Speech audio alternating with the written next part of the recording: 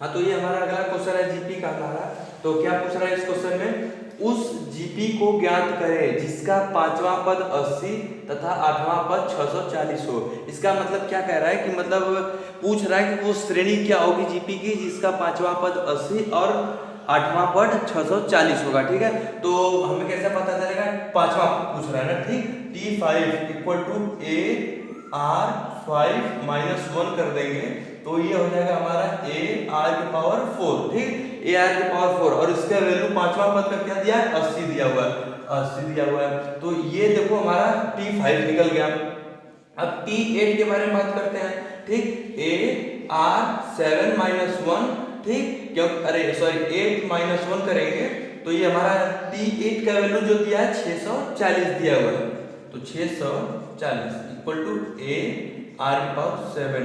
ठीक, तो हमें कैसे पता चलेगा कि जो इसका ए और आर निकालना होगा, नहीं तो पता ही नहीं चलेगा कि जो श्रेणी बनेगी कैसे बनेगी। ठीक है, तो इसमें निकालना क्या होगा, हमें ए और आर को निकालना है हमें। ठीक, तो ए और आर को कैसे निकालेंगे, पहले क्या बताया था मैंने कि बाद वाले अंक से पहले वाले अंक से, बाद वाले अंक को पहले वाले अंक से डिवाइड कर देंगे। तो डिवाइड कर देंगे तो हमें आर की वैल्यू मिल जाएगी। देखो T8 डिवाइड कर देंगे T5 से, T8 divided by T5 equal to A R 7 upon A R 4। ठीक है, तो ए इसका एक T8 का वैल्यू कितना दिया है 640, T5 का वैल्यू कितना दिया है 80 दिया हुआ है।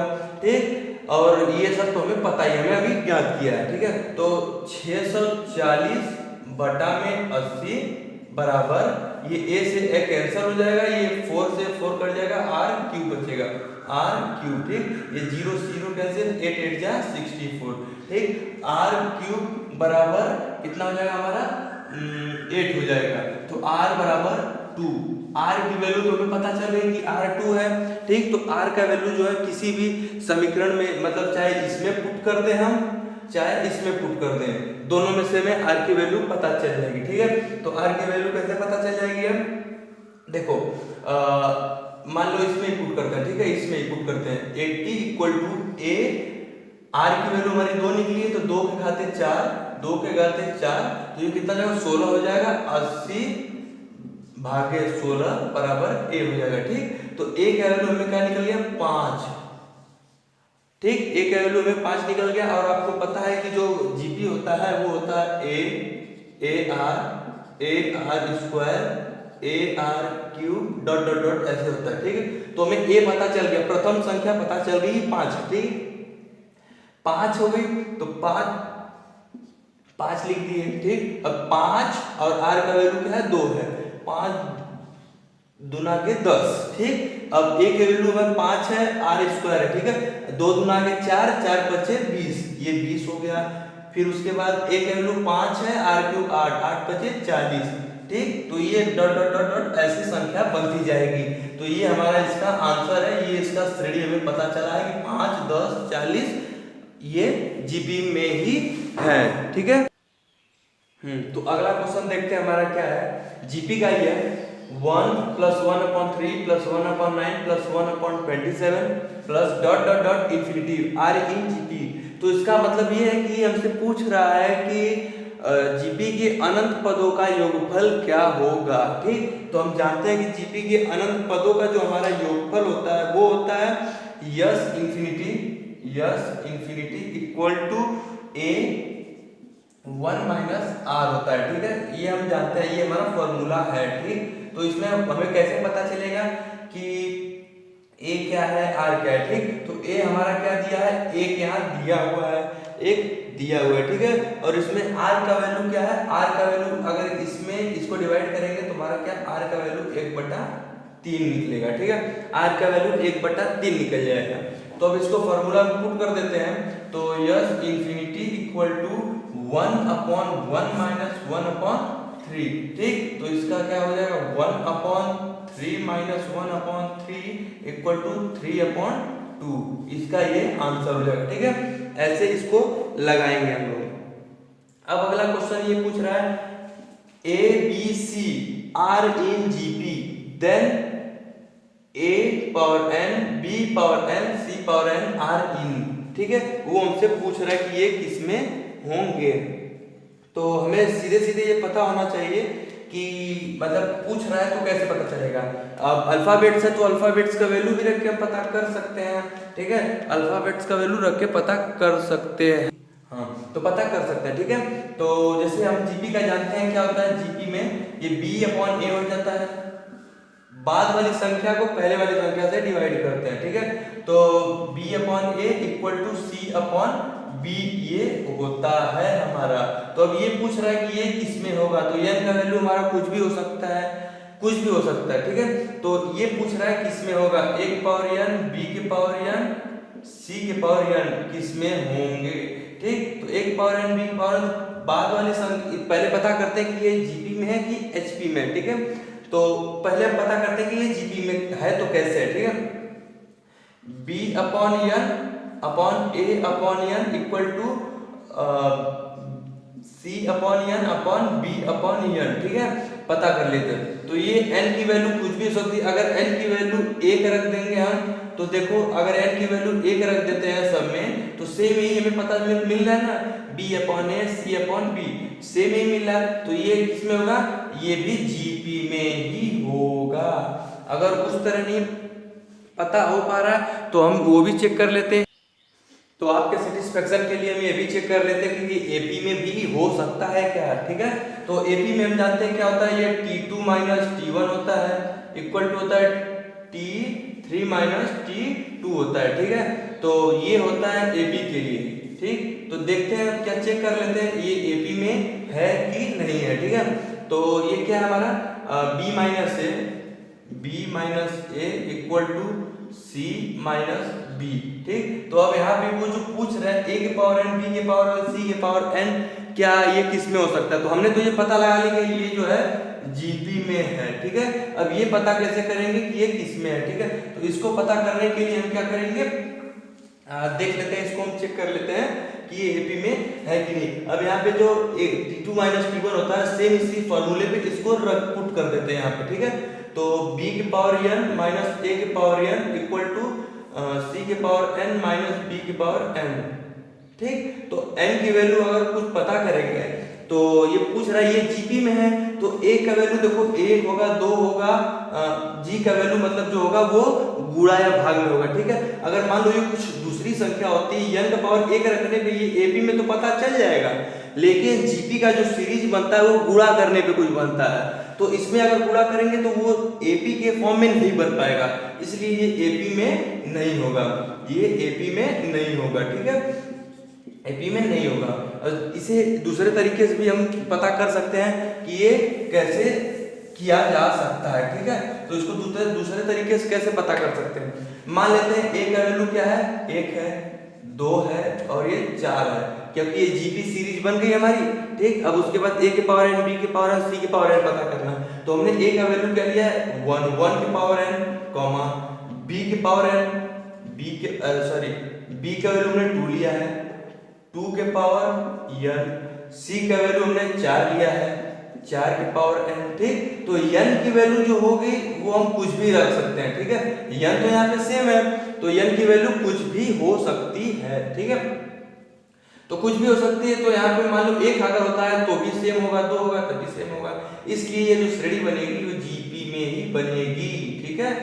ऐसे होगा ये सब शॉर्ट ट्रिक्स के। अल्फाबेट्स अगर आपको दिख जाए तो जीपी में उसका वैल्यू कुछ रख देते हैं जिससे वो गुणा करके 2 गुना में हो, जैसे 1 2 4 हो गया, चाहे 1 3 9 हो गया, 1 3 9, ठीक।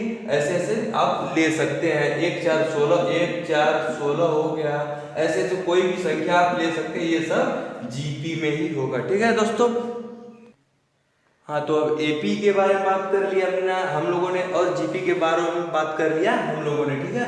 तो अब हम एचपी के बारे में बात करते हैं। एचपी क्या है, एचपी क्या है, जैसे किसी श्रेणी जिसके पदों का व्युत्क्रम समांतर श्रेणी में होता है, ठीक है। समांतर श्रेणी का जो व्युत्क्रम होता है उसे ही हरात्मक श्रेणी कहते हैं, जिसे एचपी कहते हैं, हार्मोनिक प्रोग्रेशन, ठीक है। तो एपी यही होता है। अब एपी का एबीसी जो होता है वो, जैसे एग्जांपल्स हम ले लेते हैं, ठीक। जैसे ए बी सी, HP में है, ठीक ठीक। तो ये जो इसका HP जो होता है इसका उल्टा सेम AP हो जाता है और AP का उल्टा सेम HP हो जाता है। तो इसका AP जो बनेगा 1/A 1/B 1/C, ये हमारा AP बन जाता है। तो कहने का मतलब मेरा ये है कि जो AP होता है वो HP का उल्टा होता है और HP जो होता है वो AP का व्युत्क्रम होता है, ठीक है। तो AP का फॉर्मूला जो होता है हमारे में, हम जानते हैं कि A और B का हरात्मक माध्य क्या, ठीक है। A और B का हरात्मक माध्य, ठीक है। इसका मतलब हो गया HM हार्मोनिक मीन। ये होता है हमारा 2AB/A प्लस B होता है, ठीक है। 2AB/A+B होता है, जो कि बहुत ही इंपॉर्टेंट है। ये इस पे पूछ देता है क्वेश्चन A और B, A की जगह कुछ वैल्यू, B की जगह कुछ वैल्यू देके पूछ देता है पेपर में, इसका हरात्मक माध्य क्या होगा, ठीक है। और A और B की जो अगर इसमें n हो जाए ना, जैसे A और B, सेम ऐसे A और B के बीच n वां हरात्मक माध्य, ठीक है। तो ये हमारा क्या हो जाता है ABn + 1/NA+B हो जाता है, ठीक है। ये ऐसे हो जाता है, AB n टाइम्स ज्यादा हो जाता है, ठीक है दोस्तों। तो हम अब आगे बात करते हैं, जैसे यह हो गया, जैसे नहीं कहते हैं लोग कि इसका जैसे ये हो गया, देखो हमारा 1 + 2 + 3 dot dot dot dot plus n तक। ये सब इंपॉर्टेंस फार्मूला मैं बता रहा हूँ, ये फार्मूला ही समझ लो एक तरह से, ठीक। Formula 1 + 2 + 3 dot dot dot n तक हो, अगर ये ठीक है n तक हो तो ये क्या जाएगा n + 1/2 हो जाता है, n + 1/2 हो जाता है। अगर वो ये n टाइम अगर हो तो, अगर ये n टाइम हो, अगर ये जो है 1² + 2² + 3² plus dot dot dot dot plus n² हो जाए, तो ये हमारा हो जाता है n + 1 2n + 1/6, ठीक है। ये n² टाइम्स होना चाहिए। अब ऐसे ही आता है हमारा n, ये हो जाएगा 1³ + 2³ + 3³ plus dot dot dot dot plus n³। तो ये हो जाएगा हमारा, क्या हो जाएगा n + 1/2 का होल स्क्वायर, ये n³ टाइम्स होता है, ठीक है। तो ये जो फॉर्मूला है बहुत ही इंपॉर्टेंट है, ठीक है। इसको आपको याद करने की जरूरत है। अगर इसको आप याद कर लेते हैं तो आसानी से कुछ क्वेश्चंस कर ले जाएंगे पेपर में, ऐसे पूछ देता है, ठीक है। हाँ, तो कुछ क्वेश्चंस देख लेते हैं एचपी के, ठीक है। तो इसमें पहला क्वेश्चन पूछ रहा है एपी जो कि 1/3 1/10 1/17 डॉट डॉट डॉट 8वां पद क्या होगा, ठीक है। 8वां पद पूछ रहा है, तो हमने आपको पहले ही बताया था जो एपी होता है वो 1/HP होता है, ठीक है। तो ये जो HP दिया हुआ है तो इसको एपी में पहले कन्वर्ट कर लेते हैं, तो ये हो जाएगा 3 10 17, ठीक है। ये एपी में हमारा हो गया 3 10 17, और एपी में हम जानते हैं 8वां पद कैसे निकलता है, T8 = A + 7D, ठीक। A जो होता है प्रथम पद, D होता है कॉमन डिफरेंस, ठीक है। तो हमें पता है हमारा प्रथम पद क्या है, 3 है प्लस कॉमन डिफरेंस इसमें कैसे होगा, 10 - 3 7 है, ठीक। 7 × 7, ठीक है। ये कितना होगा 3 + 49, ये कितना होगा 52 हो जाएगा। तो इसका आंसर पहले हो जाएगा 52। अगर ये पूछ रहा है 8वां पद, ठीक है, तो इसका 52। कोई भी अगर एचपी का आपसे अगर पूछता है तो उसमें आपको क्या करना है कि एचपी है तो पहले उसको उल्टा कर देंगे, मतलब उसका व्युत्क्रम लिख देंगे, रेसिप्रोकल, ठीक है। रेसिप्रोकल करके उसको एचपी में कर देंगे, एपी में कर देंगे, फिर उसके बाद उसको सॉल्व कर देंगे जो भी पद पूछ रहा होगा, ठीक है। तो अब अगला क्वेश्चन हम देखते हैं, दिया है कि 1/8x 3/2 are in HP, then what is the value of x। मतलब पूछ रहे हैं 1/8 x 3/2 HP में है तो इसमें x का वैल्यू क्या होगा, ठीक है। तो हम पहले इसको HP से ही लगा लेते हैं। HP का फॉर्मूला होता है जो होता है हमने बताया था B बराबर होता है हमारा ये B बराबर 2AC upon A plus C, ठीक है। इससे भी लग जाएगा। अगर इसको हम उल्टा करके AP में कर दें, अगर इसको AP में कर दें तो क्या हो जाएगा 8, AP में कर दें तो क्या हो जाएगा 8 1/x 2/3, ठीक। ये AP में ऐसे हो जाएगा। तो पहले हम HP से लगा लेते हैं। ये A है, ये B है, ये C है, ठीक है। तो B का वैल्यू क्या दिया x equal to 2 into AC, 2 into A का वैल्यू 1/8 इंटू 3/2, ठीक, अपॉन A प्लस C मतलब 1/8 प्लस 3/2, ठीक है। तो अब यहाँ से इसका वैल्यू निकालेंगे, 2 से 2 कैंसिल आउट हो जाएगा, ये होगा 3/8, ठीक। अब इसको जब सॉल्व करेंगे तो ये आ जाएगा हमारा 13/8, ठीक है। इसको सॉल्व करने पे 13/8 हो जाएगा, 8 से 8 कैंसिल, तो ये हो जाएगा 3/13, ये आंसर हो जाएगा, ठीक है। तो अगर अब इसे AP वाले सॉल्व करते हैं तो ठीक है, देखते हैं AP में क्या होता है, AP में कैसे होता है, ठीक है। तो मैं आपको AP अलग बता देता हूँ। AP में हमने आपको बताया था 2B बराबर A प्लस C, ये फॉर्मूला मैंने आपको AP में बताया था कि आपको अगर पता करना हो कि श्रेणी वो किसमें जा रही है तो ये फॉर्मूला 2B बराबर A प्लस C निकाल लेंगे। तो इससे ये पता चलेगा ये श्रेणी AP में है कि HP में है या GP में है, वो अलग अलग फॉर्मूला मैंने आपको बताया पिछले वीडियोस में।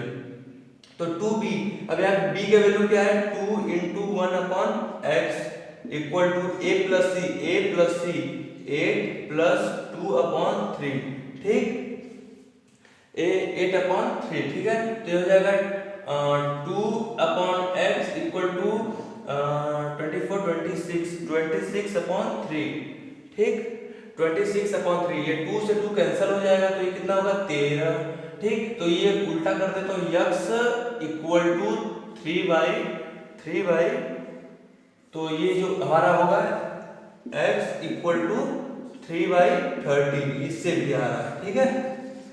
तो ये AP से भी लग जा रहा है और HP से ही लग जा रहा है, ठीक है। तो हम अब अगले बात करेंगे अगले वीडियो में, ठीक है। अब अगले वीडियो में कुछ मजेदार क्वेश्चंस लेके आएंगे, इसको हम लोग डिस्कस करेंगे, ठीक है दोस्तों। तो वीडियो को लाइक करिए, सब्सक्राइब करिए और शेयर भी करिए।